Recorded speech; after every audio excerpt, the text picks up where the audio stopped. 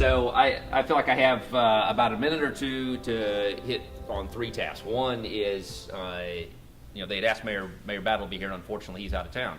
So I get to represent the mayor, which I oftentimes do, and represent the community. In that, I want to thank the folks that put this together.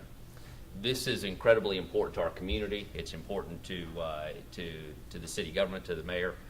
We've spent time on the 8th floor of City Hall the last few days talking about this and talking about, how does this continue to perpetuate? How do we ensure that our community has these kind of forums to continue to impact the leaders in our community and prepare future leaders in our community to continue to make it the great place that it is. So for the team of people that put this together, thank you. This is incredibly important to our community. We appreciate the fact that you did this, and certainly look forward to partnering on future events like this to keep it rolling along. Secondly, I want to talk briefly just some thoughts on mentoring, and it's always hard to follow Vinny Bowles. He's a guy that I would count as a mentor for me. Now, as the way you bounce around the Army, you get exposed to people in little dollops of time, and Vinny Bowles is one of those guys who I've been exposed to over the last 15 years in little dollops of time. And some of that's in public forums like this, where you pull something out really valuable. Others have been on one-on-one conversation, and I'll tell you that I spent about an hour with him, 2 years ago, and about 1 minute of that, he gave me a little piece of, information that was valuable to me that had a dramatic impact on one of the biggest professional decisions I've ever made. And that's what I think ultimately a mentor does for folks. The third thing I get to do is introduce Tory Green, and we'll get to that here in a minute. He's your real keynote speaker. But I talk about my exposure to Vinny Bowles and what that has meant to me. And he talked about it, just how in his discussion, a definition of mentoring, and there was a reference to age. And I think what I took out of what he was saying there is that's probably only about partially accurate. We automatically think of an elderly man or woman mentoring a younger man or woman, and that's probably the most common form of a mentoring relationship. But the reality is mentors come in all shapes and sizes. There's differing relationships. There's different periods of time. I talked about the impact that General Bowles has had on me and in my life. There's other mentors that I've spent much longer periods of time with, and they've impacted my life as well. And I'm sure each of you have that. I look around the room, I recognize most of the faces here, and you're all successful people, and you didn't get to where you are without a mentor or people having an impact on you. And certainly, we then have the opportunity to go out and have an impact on those other generations of future leaders that won't get to their potential without a mentor in their life and somebody making a difference in their life. So I'm convinced that mentors come in all shapes and sizes. They all come with different experiences. They come with different knowledge levels and things. They come at different ages. And so Tory's a fairly young guy.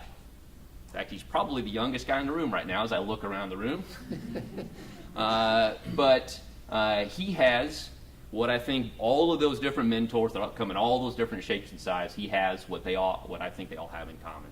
And that's an absolute passion for having a positive impact on other people's lives in whatever form that may come in. And that's exactly what he has lived. And he's going to share his story.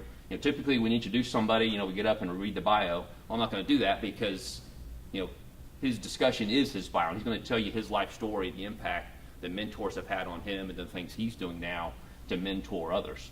And even at a young age, full-time job's a police officer, but you'll hear a lot about a lot of the stuff he does on part-time that has an impact on kids in his community that are a reflection of where he came from. He does not have a typical story. When you hear about where he started, in America, typically a really, really small percentage of those folks end up as successful as he has already been and as successful as we anticipate him to be. And he got there because other folks were inspired to have a positive impact on other people's lives, and his happened to be one of those lives.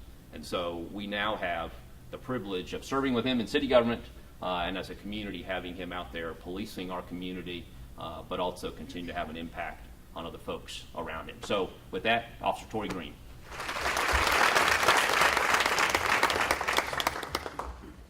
First, let me thank John for for teaching me how to be a professional, for your vision, for believing in me, and for being a true definition of a mentor. John, for that I applaud you. Thank you.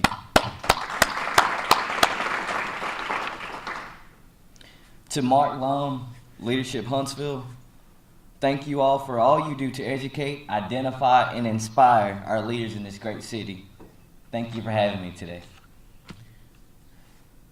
So there I was. I was 6 years old. I was living in what was considered Butler Terrace housing community. Some people call it the projects. But I was living in Butler Terrace housing community, and an array of gunshots was fired. And I remember it being real late, and I remember diving into my mother's bed, me and my 3 brothers, and I remember hearing all of these gunshots. Well, when we woke up the next morning, there were 2 or 3 people shooting at each other, and you would have thought that there was a war zone. I mean, there were brass everywhere. Our vehicle was shot up. I'll never forget it. My mother had a red Beretta, and there was holes all in it. It was cold. It was like a November, December day, and we had to walk to school. I went to West Huntsville Elementary School, and I see a kindergarten teacher when I was there. When I was in kindergarten, Miss Law, how are you doing? So we had to walk to school that day, and I remember thinking to myself at that young age, what do I need to do? I cannot do this. I was cold. We didn't have jackets. Couldn't afford jackets. And we were walking to school because our car was shot up by some thugs who were shooting at each other for some apparent reason. So what should I do? What do I need to do to get out of this situation? Me and my twin brother, who's a firefighter for the city, and my older brother, who's in the Air Force, we were all walking to school, and we were just upset, that we had to walk to school. It was a good little walk, and that's just something that we weren't used to doing. But then God brought Al Farrar into my life. Albert Farrar is the Scoutmaster of Troop 400, and I was in a program at West Huntsville. It was an after-school program called Camp Success. And with that program, there was a Pack 325, and Mr. Farrar started teaching me how to make Pinewood Derby cars. And I just thought it was the coolest thing that I got to use a saw.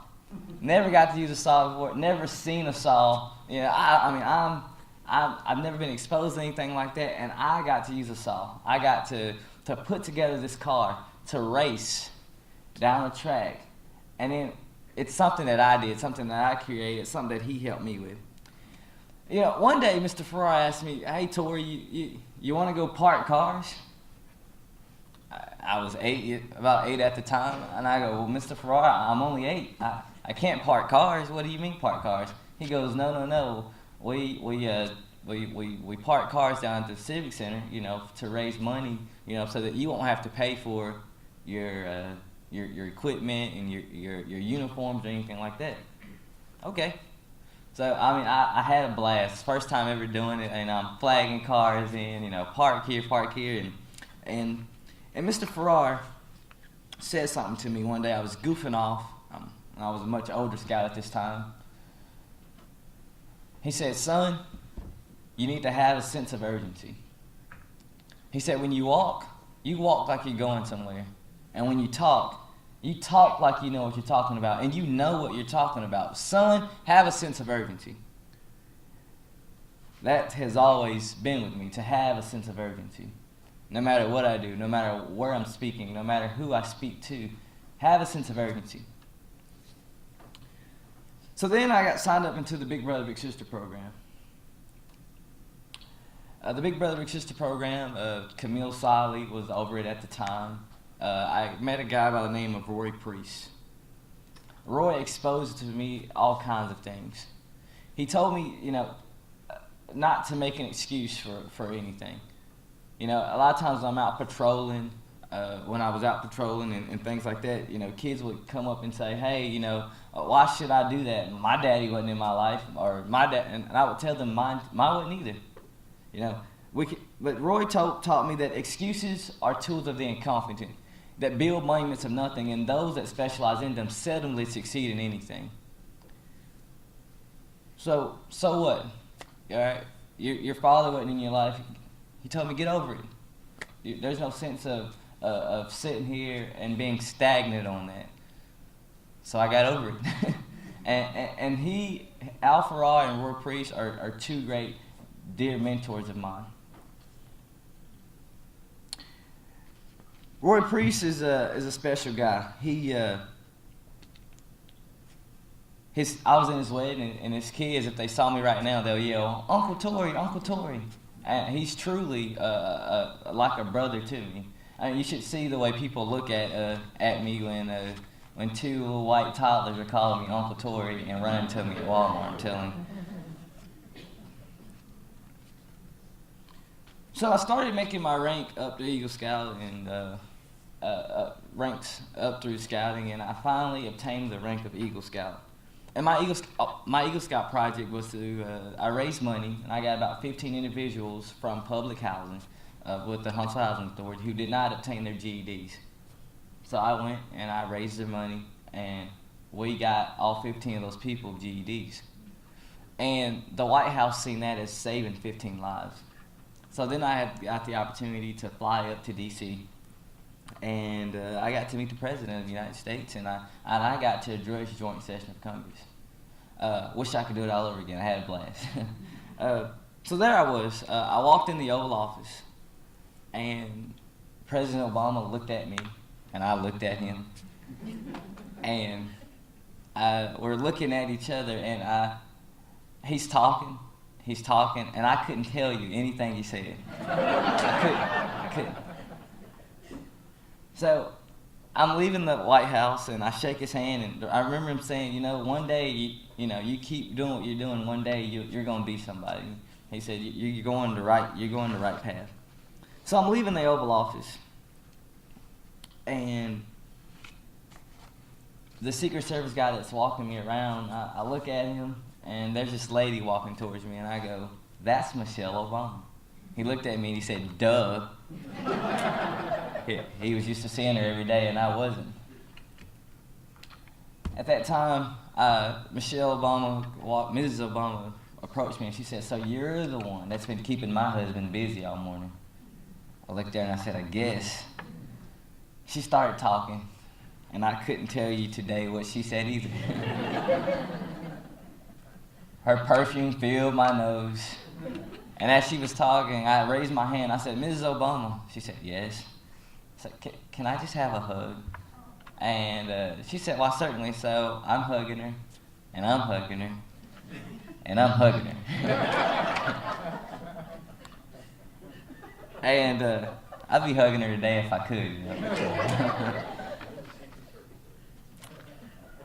The mentorship of this community saved my life. Organizations like Big Brothers Big Sisters, the Boys and Girls Club,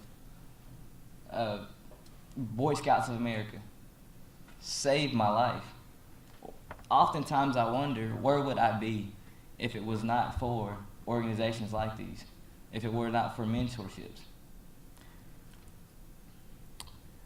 I read in the book of Solomon, he who saves one life saves the world.